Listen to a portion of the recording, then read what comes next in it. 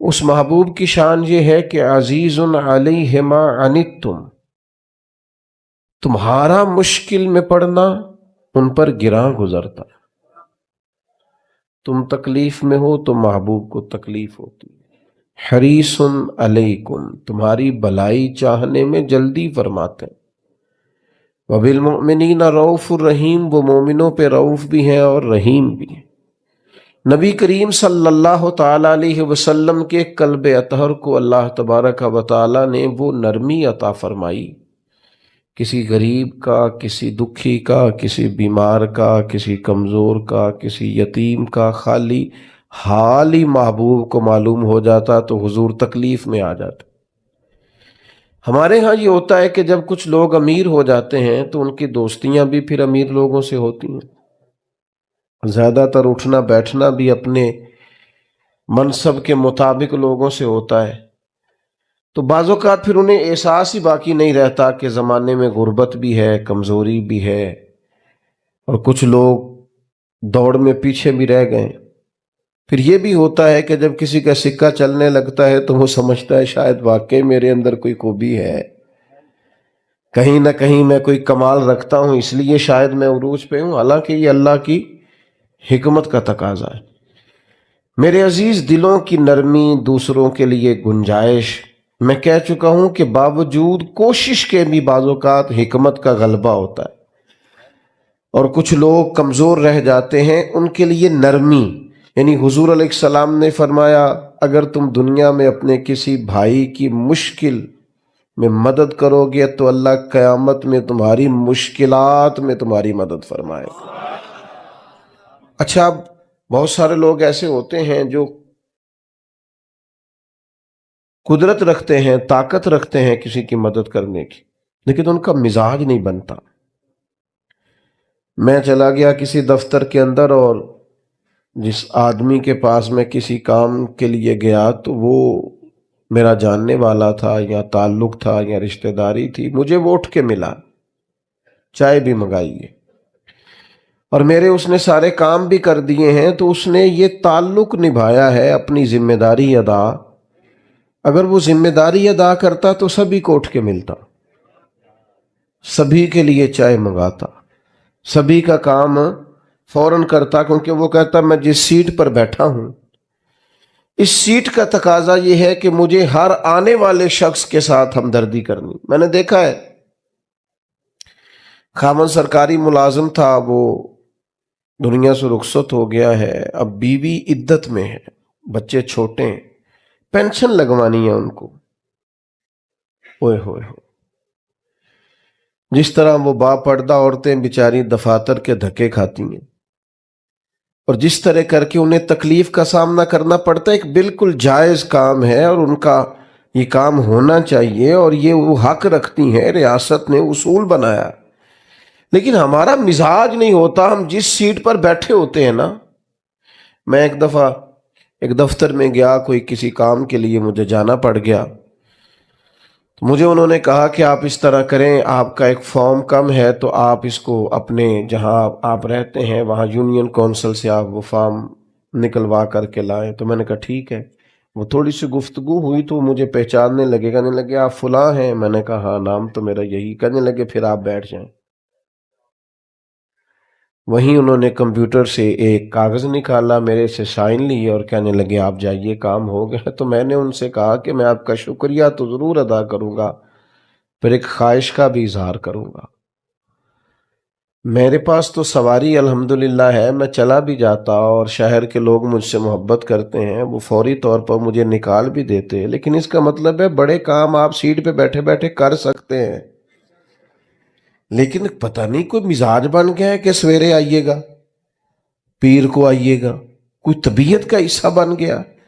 یہ حدیث کبھی یاد کر لیں تو یہ اتنی قیمتی ہے کہ انسان کی ذہن سازی کر ڈالتی ہے۔ نبی کریم علیہ السلام نے فرمایا تم پر جو بارشیں برستی ہیں نا، اور تمہیں جو رزق دیا جاتا ہے، یہ تمہارے کمزوروں کی برکت سے دیا جاتا ہے۔ تمہارے اندر جو ضعیف لوگ رہتے ہیں نا، کمزور رہتے ہیں، ان کی برکت سے اللہ رزق دیتا ہے، بارشیں برساتا ہے۔ تو یہ جو دروازے پر سوالی آیا ہے، یہ تو آپ یوں سمجھ لیجئے کہ یہ تو سبب ہے خدا کی رحمت کا کہ یہ دروازے تک چل کے آئے۔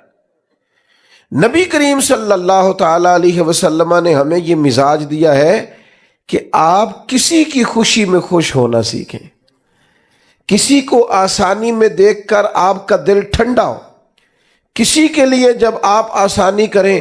صحیح مسلم میں حضرت سیدنا ابو ہریرہ رضی اللہ تعالیٰ عنہ کی حدیث ہے، فرماتے ہیں قبیلہ مدر کے کچھ لوگ حاضر ہوئے تھے اور ان کی تکلیف بڑی زیادہ تھی، کپڑے پھٹے ہوئے تھے، چہرے اترے ہوئے تھے، محسوس ہوتا تھا غربت نے، تنگ دستی نے، قحط نے آ لیا ہے۔ حالات بعض اوقات، وہ سرائکی کے شاعر نے کہا تھا کہ میرا چہرہ ویخ حالات نہ پوچھ، تو آپ بعض اوقات چہرہ بتاتا ہے کہ انسان کس تکلیف میں۔ ان لوگوں کی کیفیت اس طرح کی تھی، تو شارحین نے لکھا ہے کہ وہ جو سرکار نے فرمایا نا حضرت بلال سے کہ اذان پڑھے فوراً، تو فرماتے ہیں ابھی نماز میں وقت تھا، لیکن کریم نے فرمایا کہ اب آپ اذان پڑھ دیں۔ حضرت بلال حبشی نے اذان دے دی، سرکار نے جماعت کرائی، حضور ان کو دیکھ کر پریشان ہو گئے، ان کی غربت، ان کی پریشانی، ان کی آزمائش۔ جماعت کرانے کے بعد خطبہ دیا، فرمایا تمہارے بھائی آئے ہیں، پریشان ہیں، ان کی مدد کرو۔ اگر کوئی کام تیرے میرے کہہ دینے سے ہو جاتا ہے تو کہہ نہ دیں،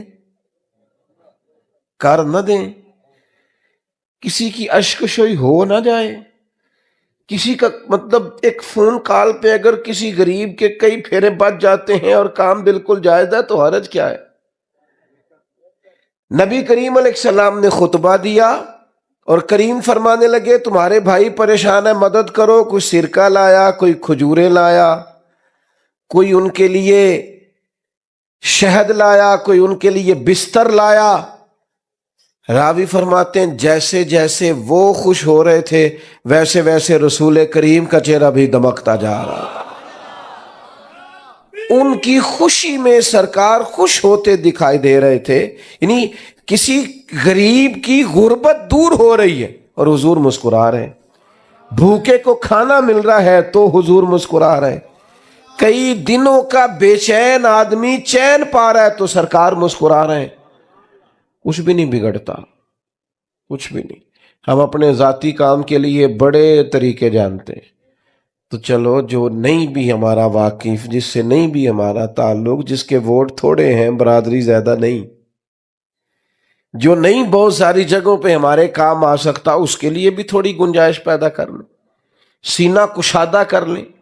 کسی کو دشواری میں دیکھ کر پریشان ہو جانا اور اس بندے کو آسانی ملنے پر خوش ہونا، یہ تو رسول پاک کا طریقہ ہے۔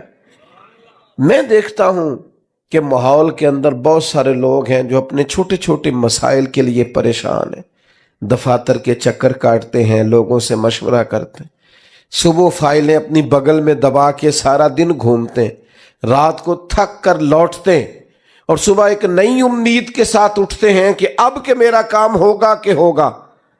اور کچھ ایسے ہوتے ہیں ان کے پاس کوئی سفارش نہیں ہوتی، کسی بڑے آدمی کا کارڈ نہیں ہوتا، ان کے پاس کوئی بڑا نام لینے کو نہیں ہوتا، کوئی نہیں جانتا، تو پھر بہت سارے لوگ بھی انہیں پہچاننے سے انکار کر دیتے ہیں۔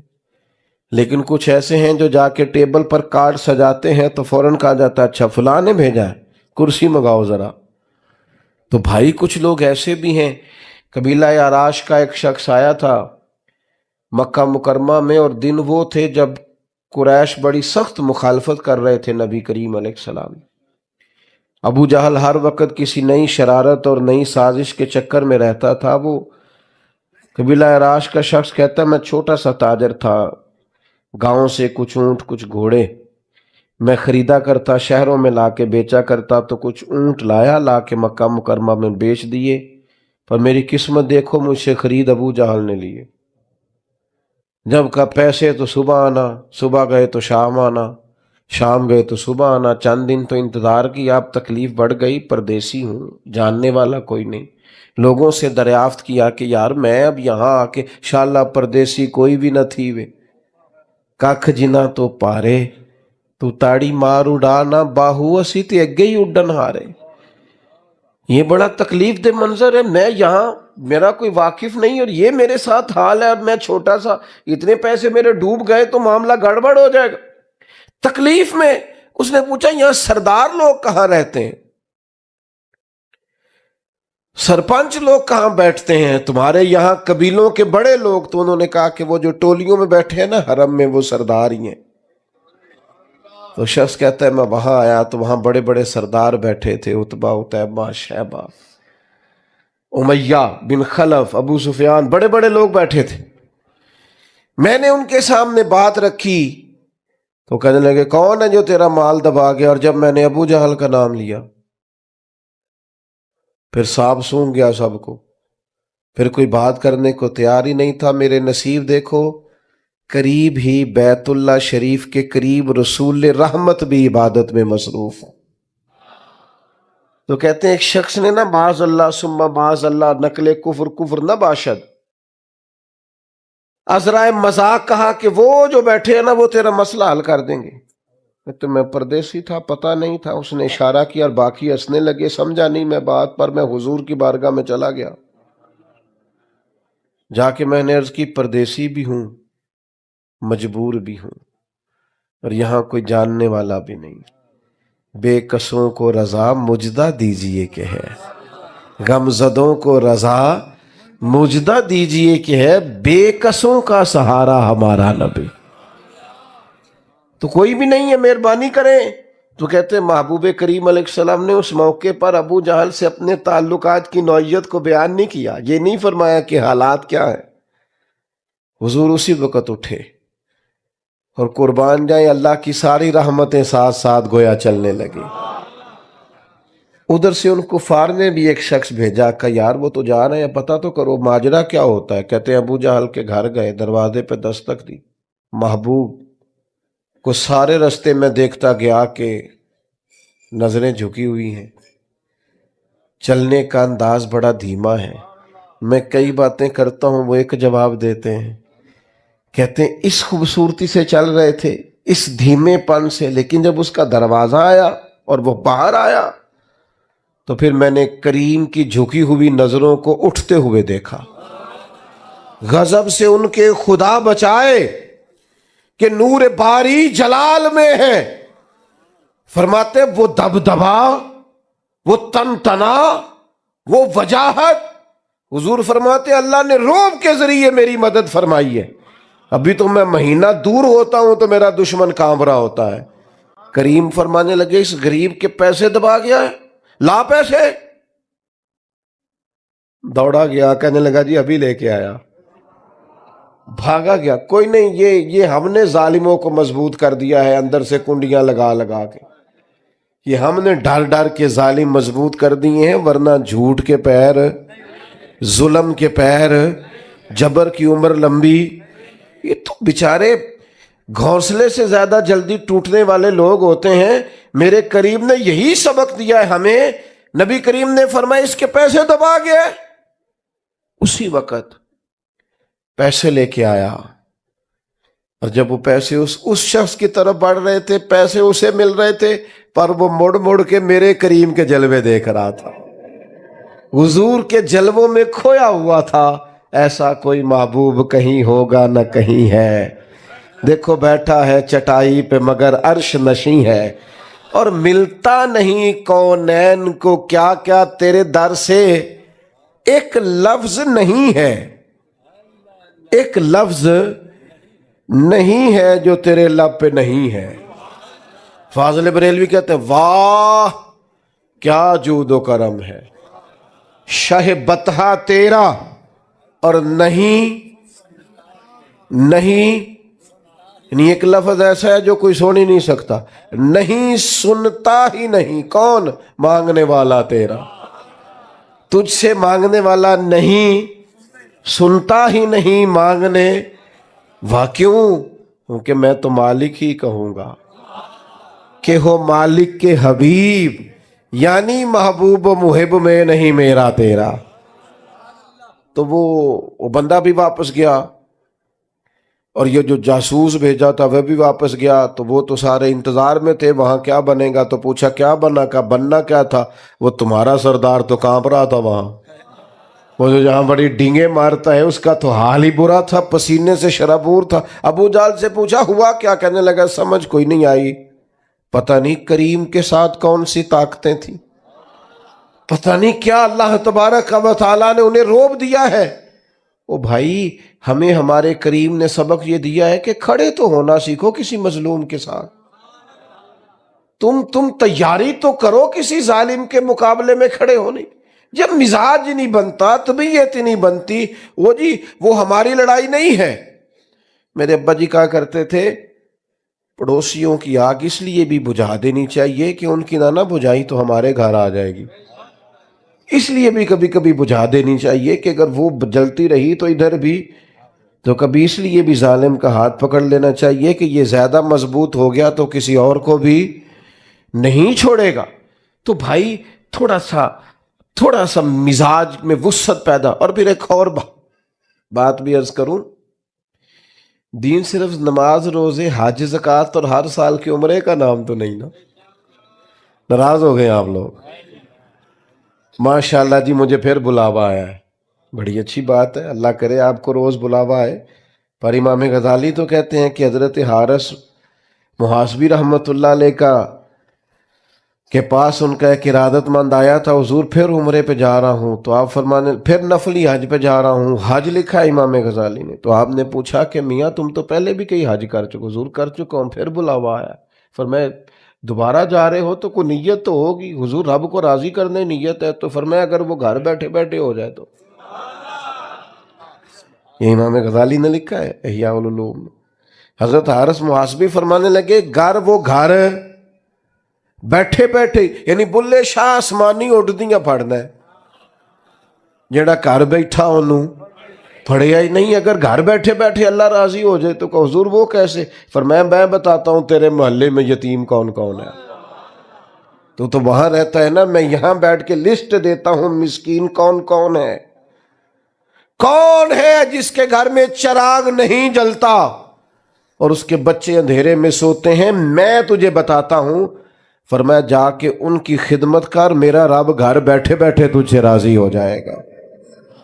تو وہاں رہتا ہے نا، میں دور رہتا ہوں پر میں لسٹ دیتا ہوں۔ حضرت حارث محاسبی فرمانے میں کچھ مزاج سمجھے نا دین کا، یہی ہے ذوق عبادت کی انتہا ساغر، غم حیات کے ماروں کا احترام کرو۔ او خدا کے بندو، آنسو پوچھنا، کسی کی مدد کرنا۔ میں آپ کی خدمت میں عرض کروں، میری قوم کو سب سے زیادہ ضرورت میری قوم کو سخت محنت اور تعلیم کی ہے۔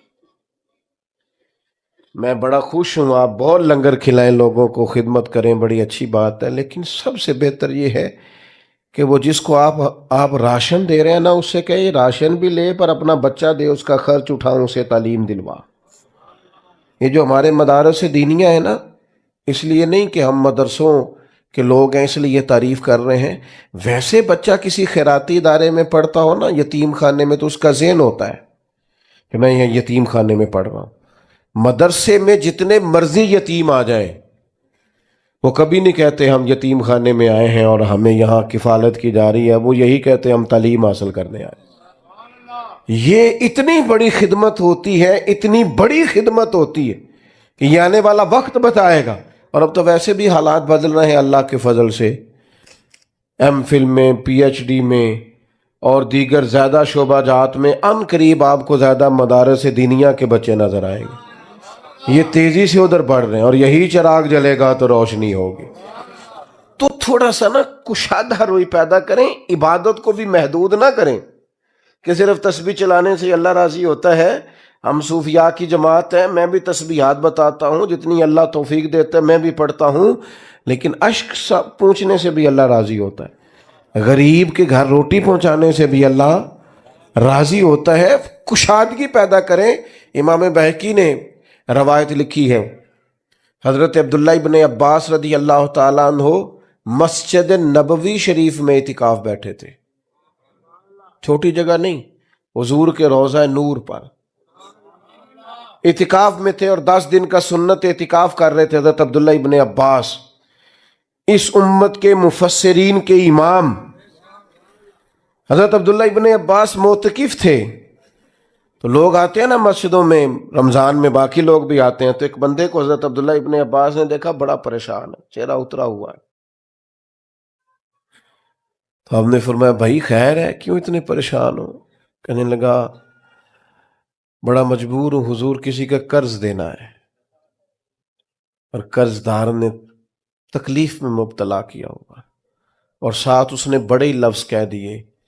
کہنے لگا اس مزار میں آرام فرما محبوب کی عزت کی قسم میرے پاس طاقت نہیں ہے کہ میں وہ قرض ادا کر سکوں، مجبور ہوں، جان بوجھ کر نہیں روکے ہوئے پیسے، میں تکلیف میں ہوں، دے نہیں سکتا۔ مقروض تو قیدی ہوتا ہے، اس کا دل کرتا ہے کہ روز اس کے دروازے پہ آئے، لیکن میں نے دیکھا لوگ دب جاتے ہیں بوجھ کے نیچے، قرض دینا ہو تو خوشیاں چھن جاتی ہیں گھر کی۔ کہنے لگا حضور تکلیف میں ہوں، گنجائش نہیں ہے، کیا کروں؟ میرا مضمون مکمل ہو گیا، بس میں بات سمیٹنے کی طرف آ رہا ہوں۔ حضرت عبداللہ ابن عباس فرمانے لگے میں اگر چلوں تو تیرا کام ہوتا ہے؟